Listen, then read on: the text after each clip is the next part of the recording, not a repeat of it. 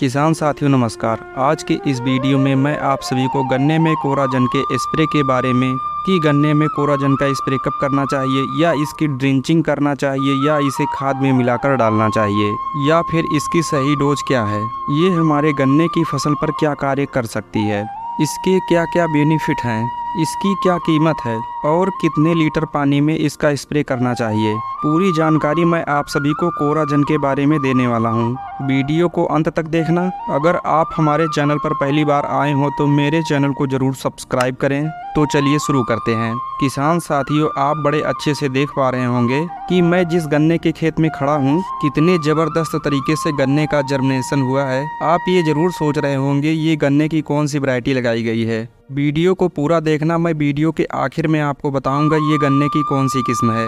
ये आप जो देख पा रहे हैं, गन्ने में कोराजन का स्प्रे करने से गन्ने की ग्रोथ और पत्तियों के कलर से पता लगा पा रहे होंगे कि गन्ने में कोराजन का कितना महत्वपूर्ण रोल होता है। किसान साथियों, मैं आपको सबसे पहले ये बता दूं कि कोराजन का जो टॉनिक होता है वो है क्लोरेक्टा नीलीप्रोयल। ये 18.5% एससी फार्म में आता है। किसान साथियों, और जो ये है तना छेदक, फल छेदक, जो गन्ने की फसल की हरी सुंडी होती है, और ये सफ़ेद मक्खी, इन सभी चीज़ों पर ये अच्छी तरीके से कार्य करती है। और किसान साथियों, इसके अंदर ग्रोथ प्रमोटर दिया हुआ है कंपनी ने, जबकि ये मेंशन नहीं किया है, यानी बोतल के ऊपर रैपर पर नहीं लिखा हुआ है, लेकिन इसके अंदर एक अच्छा ग्रोथ प्रमोटर होता है जो अच्छे तरीके से गन्ने का बढ़वार कर सकती है। किसान साथियों, मैं इनके साथ साथ आपको बता दूं, यदि आप अपने गन्ने के ऊपर कोराजन का छिड़काव करते हैं तो ज़्यादा मात्रा में लेयरिंग हो पाती है, यानी जो हमारे गन्ने के फसल पर जो कल्ले होते हैं वो कल्ले ज़्यादा मात्रा में निकल पाते हैं, क्योंकि हमारे जो गन्ने के अंदर ताकत होती है वो बढ़वार और कल्ले में लगा देती है।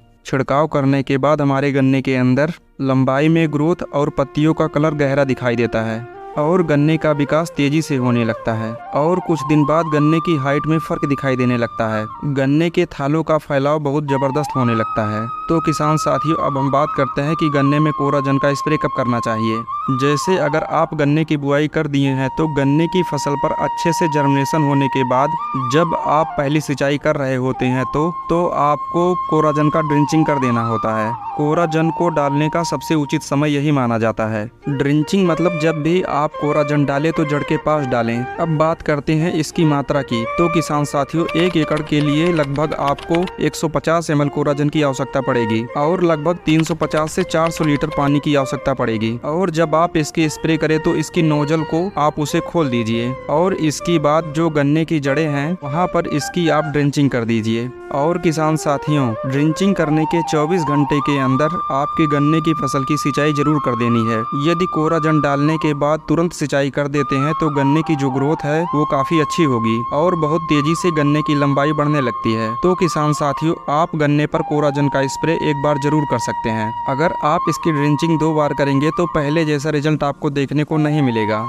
यदि आपके खेत के अंदर सिंचाई जो है कुछ दिन अंतराल होती रहती है तो खेत के अंदर नमी बनी रहती है, तो लगभग 4 से लेकर 5 महीने तक गन्ने की फसल पर रोग बिल्कुल दिखाई नहीं देगी और कोराजन आपकी गन्ने की फसल में रोगों से बचा कर रखेगी। कोराजन डालने से गन्ने की लंबाई और मोटाई और गन्ने की जो पत्ती होती है हरे रंग की, गहरे हरे रंग की दिखाई देगी। किसान साथियों, अगर हम कोराजन की कीमत की बात करें तो लगभग 1600 से लेकर 1800 के बीच में आपको मार्केट में मिल जाएगा। लेकिन किसान साथियों, मार्केट में नई और बहुत सारी दवाइयाँ आ गई हैं जिसका रिजल्ट भी बहुत अच्छा देखने को मिलता है। बेलूफ्लेक्सी जो दवा है इसमें भी कोराजन का टॉनिक देखने को मिलता है और इसके अंदर भी एक टेक्निकल मौजूद है जो थायोमेथासिम के रूप में मौजूद है। इसका भी ड्रिंचिंग करने के बाद गन्ने की फसल में काफी जबरदस्त रिजल्ट देखने को मिलता है। किसान साथियों, अगर आप किसी खेत में लगातार गन्ने की फसल की खेती कर रहे हैं तो और गन्ने में बराबर कोराजन का ड्रिंचिंग कर रहे हैं तो कोराजन भूमि को धीरे धीरे करके बंजर की ओर ले जाती है।